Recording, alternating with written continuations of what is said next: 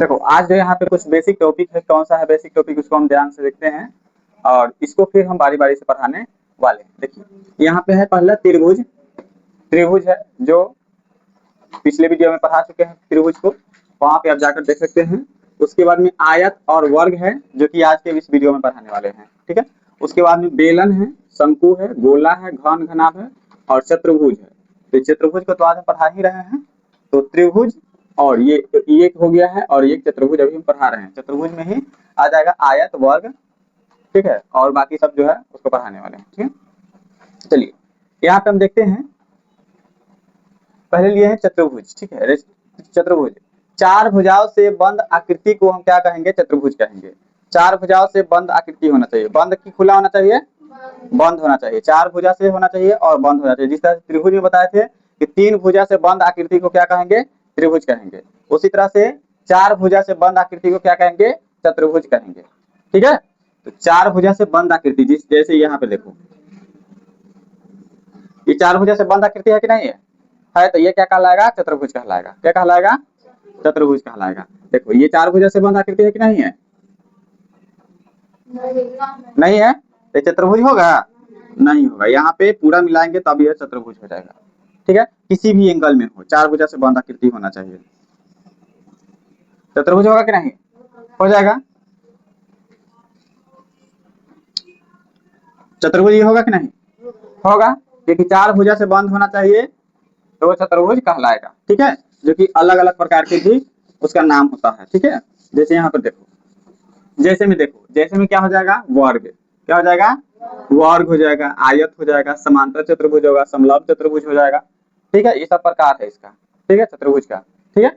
तो आज इसमें हम दो टॉपिक लेके चलेंगे, आयत और वर्ग। क्या लेके चलेंगे? आयत और वर्ग, ठीक है। इसको हम देखेंगे विस्तार रूप से। चल देखो, आयत क्या होता है? आयत हम किसे कहते हैं? जिसके आमने सामने का भुजा बराबर हो। जिस चतुर्भुज का, जिस चतुर्भुज के आमने सामने की भुजा क्या हो? आमने सामने की भुजा बराबर हो, उसे हम क्या कहेंगे? चतुर्भुज कहेंगे, ठीक है। और वर्ग किसे कहेंगे? वर्ग देखो, वर्ग में क्या होता है? वर्ग में चारों भुजा आपस में बराबर होता है, चारों भुजा आपस में बराबर होता है। इसमें क्या होगा कि चारों भुजा आपस में बराबर होगा, इसमें आमने सामने की भुजा आपस में बराबर होगा, ठीक है। यानी दो गो एक लखा भुजा होगा, दो गो एक लखा भुजा होगा। जैसे देखो,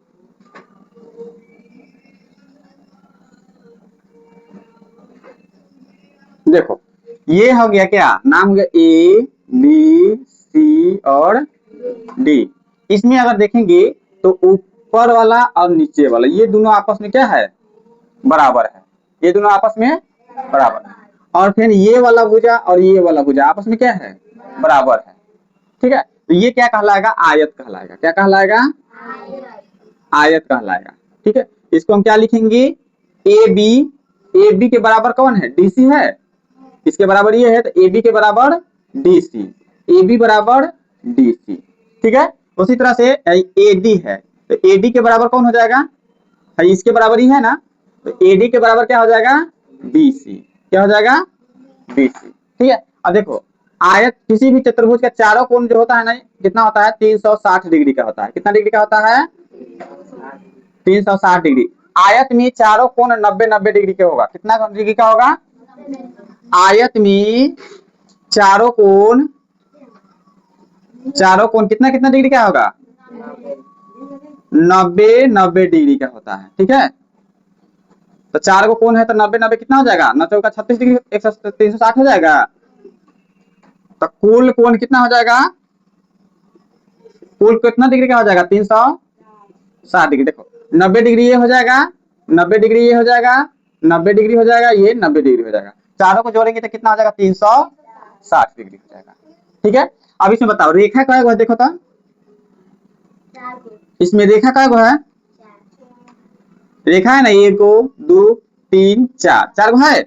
नाम कथी है? ए बी है, BC है, DC है, AD है। 1 2 3 4 कै भुजा हो गया? 4 को भुजा हो गया।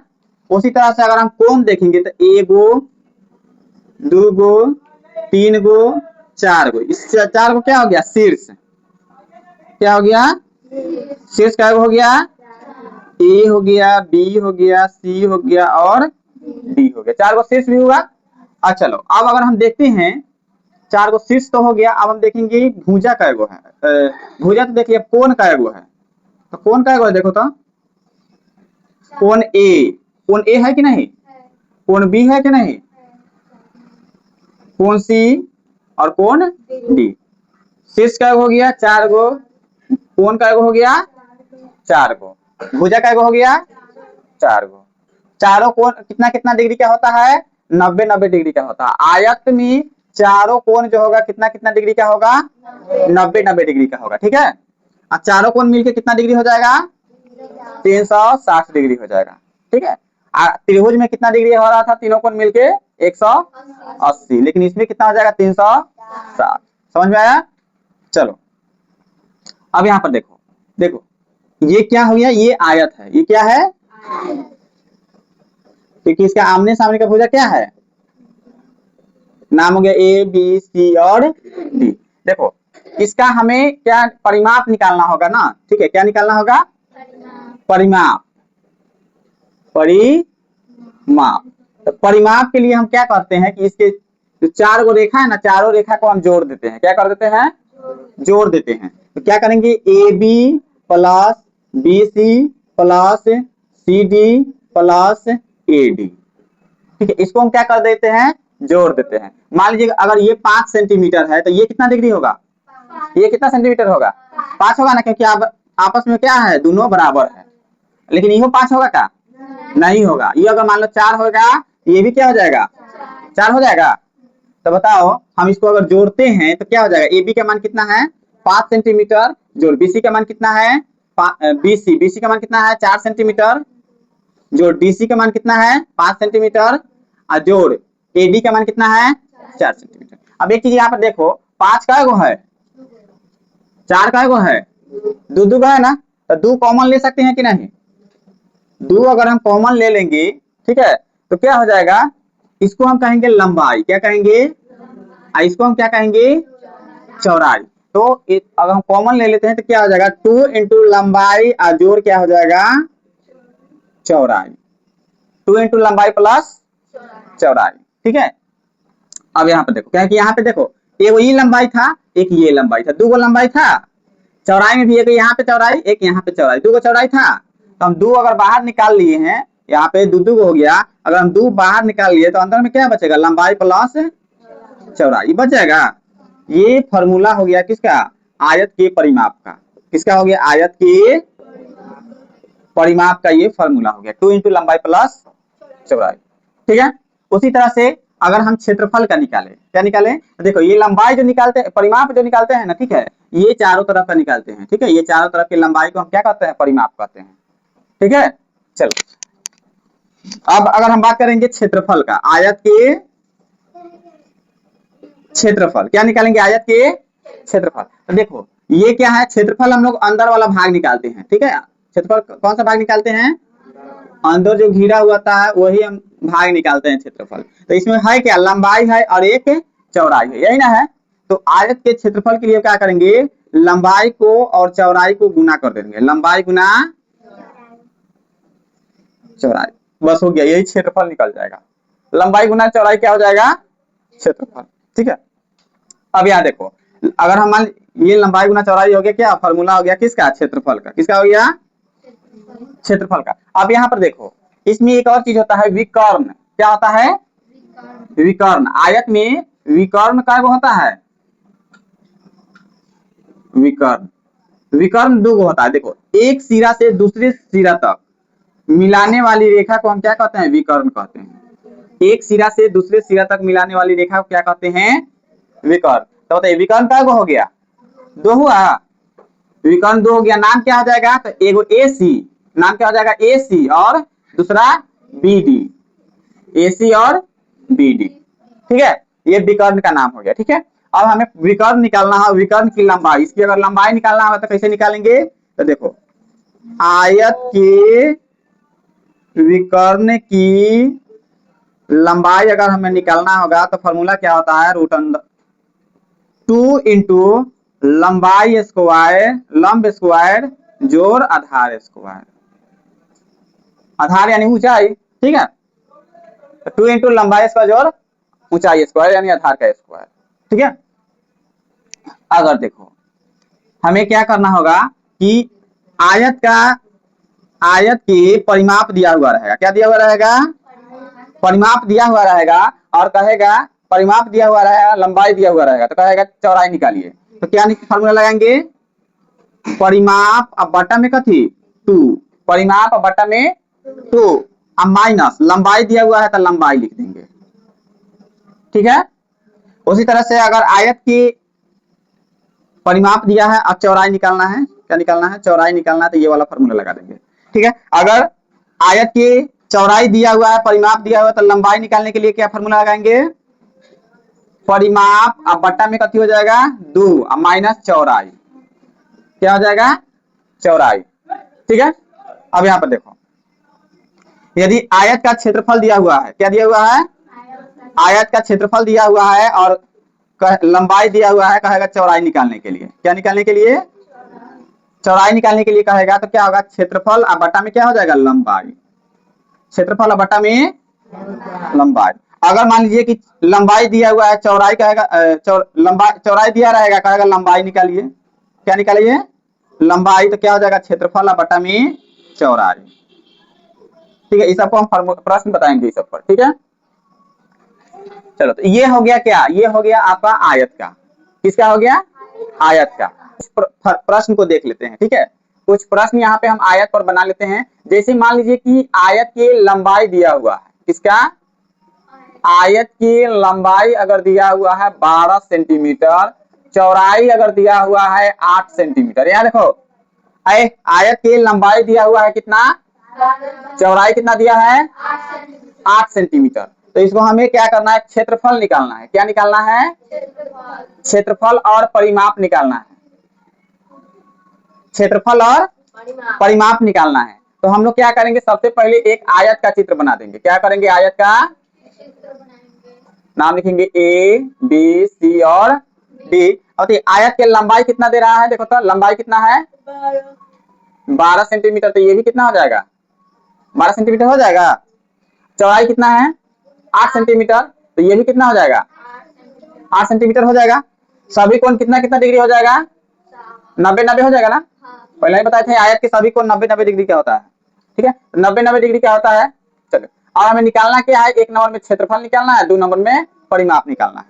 ठीक है, तो बताइए आयत के क्षेत्रफल निकालना है। 1 नंबर में देख लेते हैं हल, आयत के क्या निकालना है क्षेत्रफल।